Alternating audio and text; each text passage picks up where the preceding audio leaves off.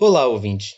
No episódio de hoje, a gente faz uma conversa sobre a importância das ciências humanas em tempos de coronavírus. O áudio desse programa foi extraído lá do nosso canal do YouTube Você Tem Que Saber o Básico. Fique agora com o nosso episódio do podcast.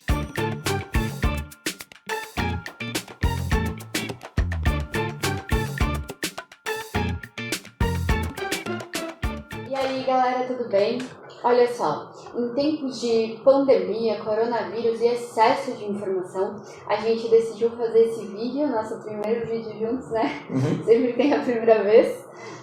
Meu nome é Tairine, eu sou professora de História e de Ciências Humanas, agora com o novo ensino médio.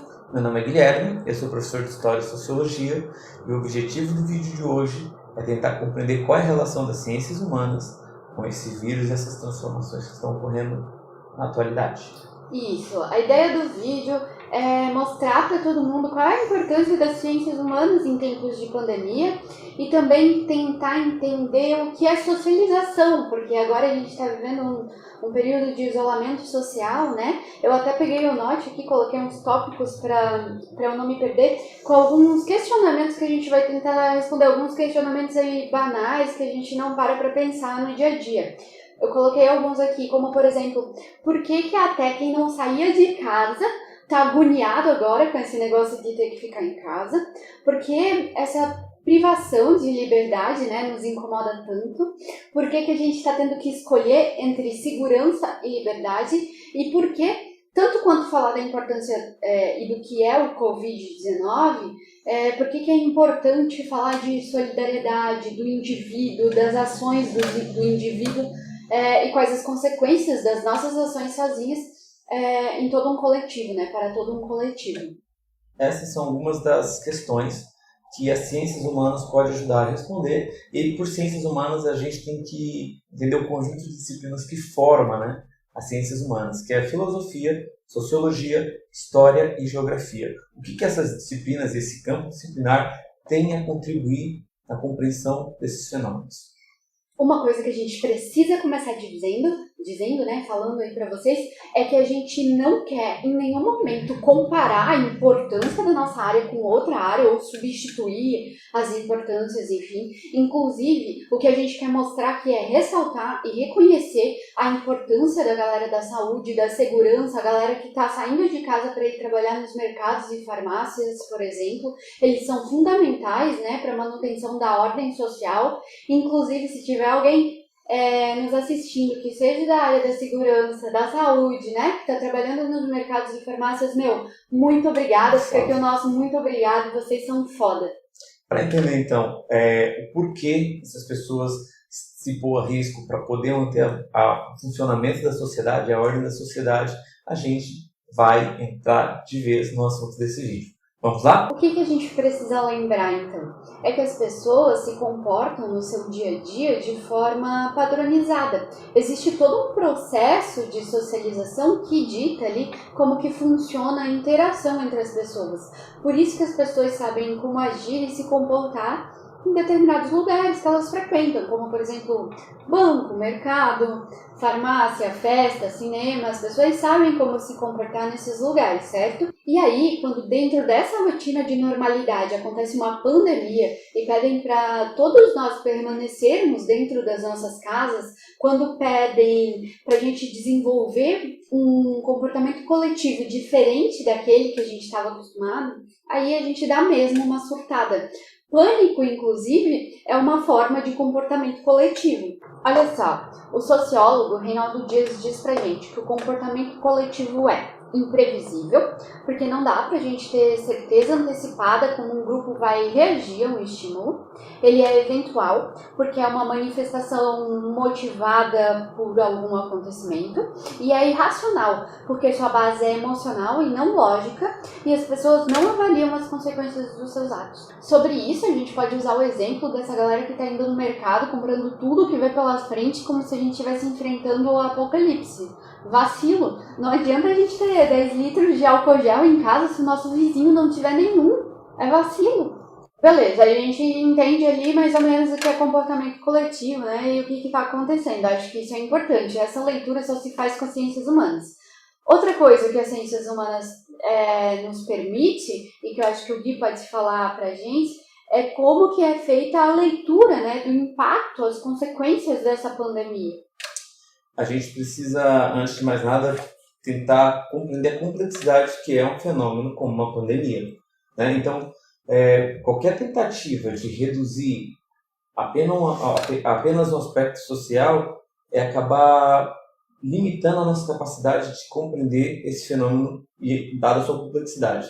Então, a gente tem que tentar entender o coronavírus, a pandemia, esse processo de isolamento social de uma maneira multidimensional em alguns níveis. No nível macro, né, que são as estruturas maiores, e no nível micro, que corresponde à nossa vida social, certo?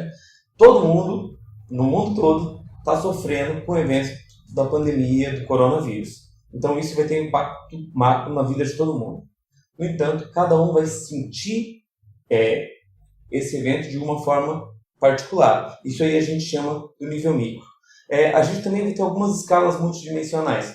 Entre elas a gente pode falar da escala social, dependendo da condição social que tu tem, dependendo do estamento ou do grupo social do qual tu faz parte, o vírus vai agir sobre você de uma determinada forma, ou esse isolamento social, para você vai representar uma coisa, para outro grupo ou para outras pessoas vai representar outra. Uma outra questão é a dimensão econômica. A gente tem níveis macros de dimensão econômica, bolsa de valores, e isso tem um reflexo direto nas nossas vidas, e a gente tem o nível micro. O fato de eu poder ou não poder ir no mercado, o fato de ter mercadoria para poder comprar ou não, o fato de algumas pessoas e alguns mercados estar elevando o preço de alguns produtos por causa da demanda e da procura. Uma outra dimensão que a gente pode ter é a dimensão histórica. Vocês já devem ter se deparado até o momento com pessoas falando: teve a gripe espanhola, que foi uma pandemia, teve a peste negra durante a Idade Média, teve cólera, tifo, certo? Em vários momentos da história, a humanidade se deparou com algumas pandemias e a gente sempre remonta a história para ver, olha, isso é parecido ou isso assemelha a tal pandemia. A gente procura fazer essa associação, apesar de estar num momento totalmente diferente, num contexto totalmente diferente. Mas a história ajuda a gente a ler e lembrar de alguns episódios onde a humanidade teve que lidar com problemas dessa magnitude. Outro fenômeno é o fenômeno geográfico. Essa doença tomou proporções geográficas porque ela se esparramou pelo globo. Então a geografia, tem um pessoal no Brasil, e aí a gente pode falar do Eduardo Werneck, do Raul Guimarães, da Maria Adélia Bispo, eu acho que esse é o nome dela, são os geógrafos da saúde. Eles têm uma leitura muito apurada, muito precisa da questão da saúde e da dimensão geográfica. A Ana também tem um... eu tava até aqui com o WhatsApp da Ana. A Ana é uma professora de geografia, trabalha comigo em ciências humanas. A Ana Zutansky, né? A gente tem que falar uma baita geógrafa. Beijo pra ela. Ela até me mandou um WhatsApp falando assim, que todas as análises de dados que a gente tem até agora sobre o coronavírus, sobre Covid-19, estão relacionadas à geografia e à sociologia. E a gente precisa analisar esse momento sobre essas perspectivas. A gente precisa entender algumas coisas. Uma delas é que a base material do mundo, depois dessa pandemia, vai mudar drasticamente, né? E entender que isso só será possível com análises filosóficas, históricas e sociológicas. E que outras coisas básicas, né, vão mudar, as concepções sobre a vida vão mudar, talvez a pobreza e a miséria vão aumentar, porque tem um impacto direto na economia. Inclusive, antes a gente estava vendo um canal de notícias que estava analisando, né, que o isolamento e a repressão, né, o isolamento social e a repressão ali não atinge os mais pobres, né, as pessoas que moram... Não atingem os mais ricos. Não, mas o isolamento social, quem é morador de rua, por exemplo, não existe isolamento social para ele. Entende? Era isso que o especialista estava analisando, certo. Sabe? Então ela trouxe algumas considerações importantes, e como a gente está em quarentena, né, ela não pode estar aqui com a gente agora, mas seria muito massa, porque com certeza ela traria muitas contribuições. Ok, uma outra dimensão que a gente pode ver é os protocolos de saúde, de epidemiologia. A área da saúde é uma área que muda muito rápido, se aperfeiçoa muito rápido, e com essa chegada do coronavírus, não que ele fosse um vírus que não existisse, ele já existia, só que não afetava diretamente os seres humanos. Com a chegada, o sistema de saúde vai acabar criando anticorpos, vacinas e novos protocolos. Isso vai acabar, querendo ou não, incorporando políticas públicas do SUS. No SUS, aqui no Brasil, a gente tem um programa de vigilância epidemiológica em todas as cidades, né? Que é o cara que vai olhar se tem dengue na tua casa, se não tem, certo? E aí, com certeza, o coronavírus vai passar a incorporar um dos protocolos de epidemiologia do pessoal da saúde. Outra coisa que é importante também, a política, cara. Tá? Muito cuidado com a política, porque os políticos tendem a usar, né, essas questões com finalidades políticas. Então, busquem informação séria, chequem informações, comparem informações, porque informação é o que mais tem, né? A gente só precisa pegar boas informações. A gente tem um excesso de informação, no fim a gente não absorve nada e a gente meio que escolhe no que acreditar, porque às vezes nem tudo dá para comprovar, então a gente tem que ter muito cuidado. Essas coisas que tem se falado, inclusive a galera da psicologia está usando as redes sociais para isso e é muito legal para as pessoas manterem saúde mental dentro de casa, porque ficar só em rede social e vendo televisão, ouvindo as notícias, vai deixar todo mundo bem louco, né? Então a gente tem que ter cuidado. Outra coisa que está preocupando as pessoas referente ao trabalho e emprego, né? A gente estava falando que provavelmente os contratos trabalhistas vão todos mudar. Agora Sim. Vai ter uma cláusula lá, em caso de pandemia. Porque aqui, no sul, onde a gente mora, a gente tem todo um protocolo para enchente, porque a gente sofre muito com isso. A gente até comentou com a galera indo no mercado, porque aqui tá uma loucura, né? Geralmente na enchente isso acontece, então meio que tá enraizado a isso. Cultura. E aí, com o vazar da informação ali, da pandemia, futuramente, assim, a gente vai ver os desdobramentos disso daqui a alguns anos, né? Mas na questão política, na questão cultural, por exemplo, eu tive que ir ao mercado hoje e estava muito engraçado, que era uma distância segura, assim, cada uma distância do outro segura, e aí as pessoas, eu dou aulas, e aí um dia antes da gente entrar em recesso nas aulas, a gente foi cumprimentar o aluno, eu falei, vamos lá? Aí cada um dava com o cotovelo assim. Possivelmente, nós brasileiros que somos calorosos, gostamos de abraçar, tocar. Talvez o nosso comportamento mude. E quem analisa isso, quem faz análise social, as humanas. O que a gente tem que falar também, que é importante dizer, é que nada é balbúrdia, gente. Medicina não é balbúrdia, engenharia não é balbúrdia, filosofia não é balbúrdia, ciências humanas não é balbúrdia, exatas não é balbúrdia, nada é balbúrdia. Se a gente não... Hoje está tão visível a falta de investimento na ciência, eu não falo nem no Brasil, né? Eu acho que na América, se a gente investisse mais em ciência, quem sabe a gente não estaria passando perrengue agora na pandemia com o coronavírus, né? Então a gente tem que investir, a gente tem que falar sobre isso. A gente estava comentando hoje que a sociedade acaba dando destaque, né, prestígio para as coisas que a mídia dá destaque, prestígio. E nem sempre a ciência está na mídia, né? Nem sempre a ciência ganha destaque. Então não dá nem para culpar ou julgar as pessoas, mas que isso devia acontecer. A gente precisa reconhecer e valorizar a ciência e a gente precisa de investimento. Aí vocês vão dizer, professores, é que a gente não saberia que ia ter uma epidemia. Evidentemente, né? A gente faz ciência, a gente não faz futurologia.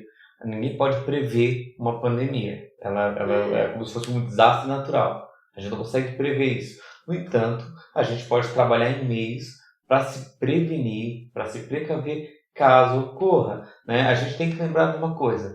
Demorou muito tempo para que a gente atingisse na Terra a quantidade de 1 bilhão de pessoas. Isso foi por volta da Revolução Industrial. Da Revolução Industrial até os dias de hoje, a gente está chegando próximo dos 8 bilhões. Que não faz muito tempo, né? 100 e poucos anos. Então, a gente está tendo uma curva demográfica muito alta. A medicina moderna, graças a ela, permitiu que a gente demorasse para morrer e permitiu que a gente vivesse mais. No entanto, isso vai trazer inúmeras complicações e problemas que talvez dê o conteúdo para um outro vídeo, né? Que vai ser as questões de demanda global, questões ambientais, e aí essa questão da pandemia, tá? A gente lembra da pandemia da peste negra, da gripe espanhola, que foram outras epidemias e pandemias que rolaram, que assolaram o planeta em outras épocas. E aí a gente precisa sim desenvolver a ciência, já que ela permitiu que a gente chegasse até aqui e desenvolvesse meios para que a gente vivesse mais, que a gente passe a viver mais. A gente precisa cada vez mais celebrar, incentivar a atividade científica para que a gente consiga se prevenir. Que sirva de lição, né? Para que a gente invista em ciência, para que a gente continue vivendo mais, né? Mais e melhor. Outra coisa que eu queria falar, acho que a gente está encerrando, né? É sobre outra área que a gente tem que valorizar, além das ciências humanas, que é marginalizada, que é a arte. A gente recorre, né, em sala de aula, a arte para explicar os fatos históricos, acontecimentos históricos. A gente recorre à arte em geografia e tantas outras disciplinas para explicar as coisas, e daqui a pouco vai surgir expressão artística para explicar o momento de agora, né? Se a gente tem filme, seriado, documentário, teatro, imagem. Então valorizem a arte. Eu tenho certeza que vocês estão usando a arte agora para se distrair nesses tempos de quarentena. Então valorizem a arte, os artistas, valorizem os médicos, valorizem os engenheiros, os profissionais da arte, os professores. Se hidratem, comam bem, não abracem ninguém, fiquem em casa. A gente se encontra, eu espero, que na rua. O Guilherme saiu agora no final do vídeo porque a nossa filha acordou. Então, gente, muito obrigada. Era isso que a gente tinha a passar pra vocês. Beijos. Voltei, pessoal. A Maria tá aqui sem salva. Vida de pai e mãe, né? Isso aí. Faz parte. Não é só ciência, é consciência também. Né? Seguinte, não, falando sério agora, espero que vocês tenham gostado do vídeo, foi muito legal compartilhar esse momento junto com a Thay e fazer um negócio um pouco mais descontraído, uma conversa. A gente tem vários outros vídeos no canal que vocês podem dar uma investigada, voltados para a história e para a sociologia. Marketing. Faz parte do processo. E a gente também tem um canal no podcast com o mesmo nome, que é o... em várias plataformas. Isso. Podcast. A gente tem um canal um podcast chamado Você Tem que Saber o Básico, que vai estar em várias plataformas, Spotify, Google Podcast, Rádio Breaker, várias plataformas. É só nos seguir. Enfim, gente, gostaram, se inscrevam, deem like. Isso. Ative o sininho que a gente vai botar em algum lugar aqui. Deixa o like, compartilha com os colegas e até uma próxima. Espero que a gente se encontre nas ruas, né? O quanto antes. Valeu, tchau. Tchau, neném.